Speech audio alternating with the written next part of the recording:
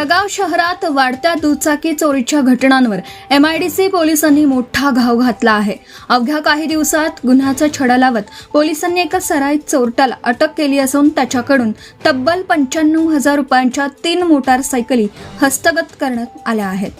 14 August 2026 रोजी जळगावातील औद्योगिक परिसरातून MH19 DD 8323 क्रमांकाची TVS रॅडियन मोटारसायकल चोरीला गेली होती.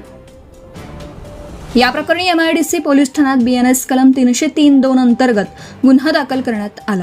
तांत्रिक विश्लेषण आणि CCTV फुटेजच्या आधारे पोलिसांनी तपासाची चक्रे वेगाने फिरवत मोहम्मद शाह असलम शाह या आरोपीला भुसावळ येथून ताब्यात घेतला. चौकशीत आरोपीकडून चोरीच्या 3 दुचाकी जप्त करण्यात आल्यात. यात TVS रॅडियन, हिरो स्प्लेंडर आणि बजाज सिटी 100 या मोटारसायकलींचा समावेश असून एकूण किंमत 95,000 रुपये आहे. पोलीस निरीक्षक बबन आव्हाड यांच्या मार्गदर्शनाखाली गुन्हे शोध पथकाने ही उल्लेखनीय कारवाई केली. जळगाव MIDC पोलिसांच्या या यशस्वी कारवाईमुळे दुचाकी चोरट्यांवर मोठा आळा बसण्याची अपेक्षा व्यक्त केली जात आहे.